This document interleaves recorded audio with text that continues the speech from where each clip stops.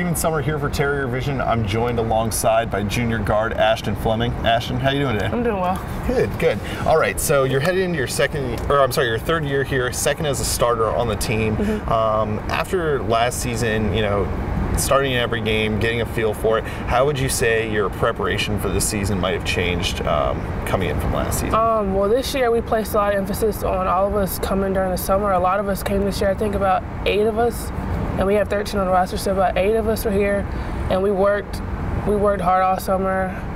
We lifted weights, we conditioned, we were in the gym with the coaches, and we just put a lot of emphasis on working in the off season and making sure that we were doing what everybody else is doing so that we weren't behind. Awesome. So I think that's something I learned from last year. Everybody wasn't really all in, but this year I feel like all of us are more in and focused on winning games and winning the championship. Gotcha. Now, coming to this season so far early on, you've had an impact on the scoreboard, but really where you've shown up a lot is rebounding. And leading the team currently in rebounds. Would you say that rebounding's come naturally to you, or have you really made an extra emphasis, I guess, to focus on that part of your game? Well, my teammates tell me that when I do rebound, it's kind of hard because they say I'm a lot stronger and I'm a little more rigid than most people. But I think I just see where the ball's coming off and just to go get it. I mean, the coaches put a lot of emphasis on boxing out, and I think I'm good at boxing out. But I just feel like I can see where the ball's coming off the rim and just going to find it and to help my team going back down. Gotcha. So really finding those angles and approaching balls that way. So say that there's a 50-50 ball up in the air and stuff. What kind of mentality, I guess, do you come into it with? Just go get it. Any means possible. I remember last game, I think I actually fouled the girl, but they didn't call it. But I kind of went over her and just kind of took it. Cause, I mean, I have a lot of pride in rebounding, and that's just what I do. And I just put a lot of heart into it, and I just want to help my team, and if that's how I'm going to help my team win ball games, that's just what I'm going to do. Now tonight, you all, well, by the time this airs, you would have played the first half here against South Carolina State, 3-1 coming in, strong MEAC team. I guess, what are some things that you individually and as a team are looking to do in this game? Well, as a team, we talked a lot about getting on the boards as a collective effort, just not just a couple people, but making sure all of us are on the boards, putting forth effort to actually get boards and help us on the offensive end and the defensive end, because second chance shots are easy buckets that are basically handed to us. And if we rebound on the offensive glass, we as a team can win and pull out the victory we want. Awesome. Definitely a good game plan moving forward. So, like I mentioned earlier, you're a junior. It's your 3rd season with the team. As an upperclassman, how would you define, I guess, your role in this team's leadership and the way that you impact the team, not only on the court, but off the court as a teammate? Well, on the court, I just feel like my role is just to be supportive to underclassmen. I know a lot of them look up to me, and I kind of take that, I enjoy that. I think it's something good, and I feel like them looking up to me just makes me want to do that much better, so they have a good role model and somebody to look up to. They've always told me that they admire my hard work, and I just feel like it's second nature. And on the court, my goals are just to do whatever I need to do to help my team win the SoCon championship, because that's what we all want, and we're all willing to do whatever it takes. Gotcha. Now, you're originally from Kernsville, North Carolina, correct? How did you find out about Wofford? And I guess tell me a little bit about what the recruiting process was like, and then how you decided upon coming to Wofford. Well, I'm from Kernsville, and it's a small place in between Greensboro and Winston-Salem. Most people don't even really know what it is.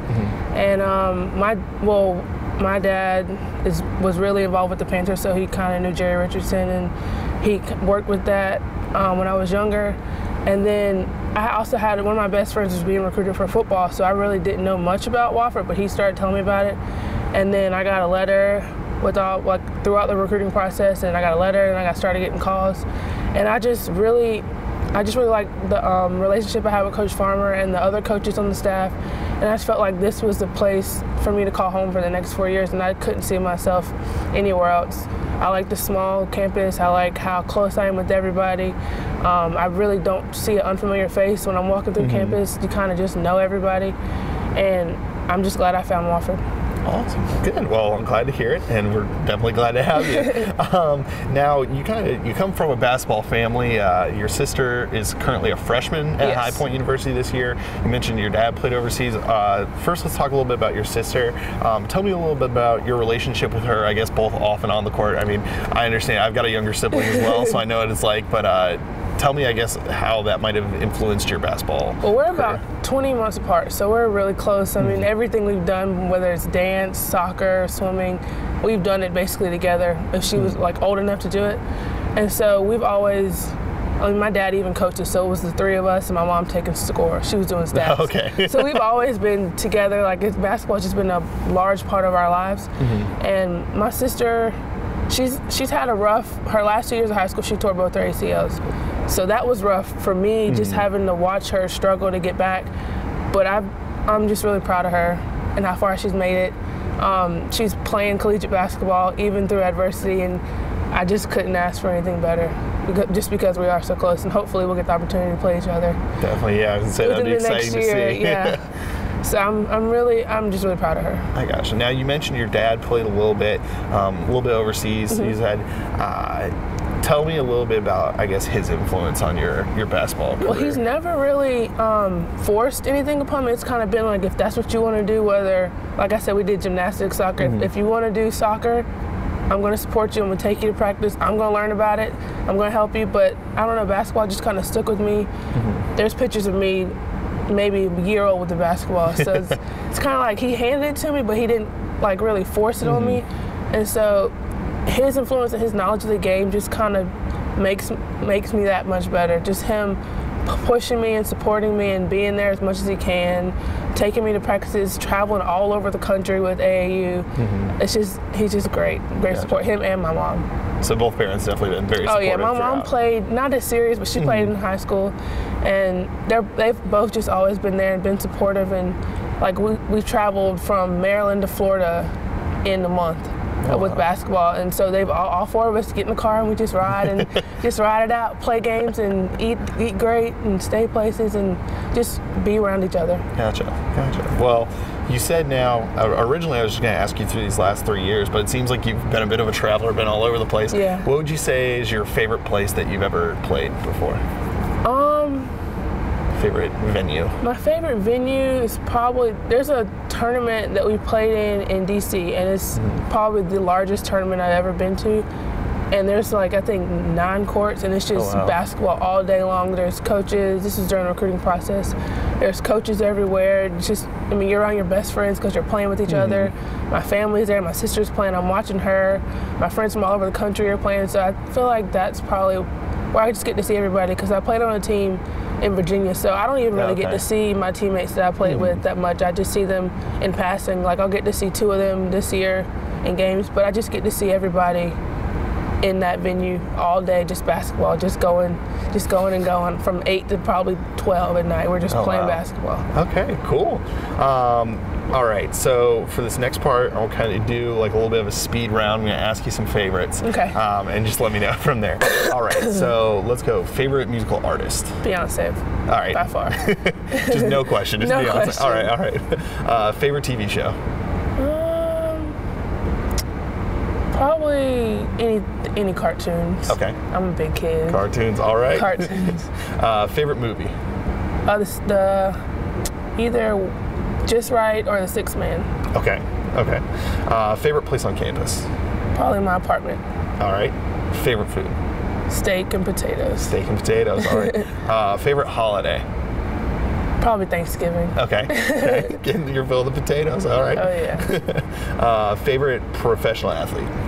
Probably Chris Paul, because he's from Winston and everything kind of revolves around basketball at home, so he's had a large influence on just everything. Okay. And then your favorite thing about Wofford? The small community and my teammates. I love them to death. I would do anything for them, and they know that. Okay. Last couple questions here. First, do you have any pregame routines, superstitions, anything like that? Like anything you do every time before you play a game? Well, I've started to realize that I always put my left anything on, ankle brace, shoe on first, and I always have music on, whether it's me with all my teammates or earbuds in my ears. And I talk to both my parents before the games and my sister, and that's just about it. Gotcha. So nice little routine. Got to keep it left side every time. Oh yeah, it's always. Gotcha. All right. So my last question for you: who do you think the funniest person on the team is, and why? Oh, we have a lot of characters on the team. It's got to be between Maria or Jordan. Okay. They're both up there pretty high. Just they don't even really try. It's just their aneurysms and. It's just everything about them, their laugh. They just always have a positive outlook on everything, and I think that's just why. I mean, Maria always has a smile on her face. Whether she messes up in a drill, she turns the ball over, she always is like happy and encouraging in herself. She's just a great person, and Jordan's just a character in herself. We all love her. She's Jordan. That's how we kind of come at her. She's just Jordan. This is what she is. This is who she is. Gotcha. Awesome. Well, that's about all the time we have, but Ashton, once again, thanks. Thanks.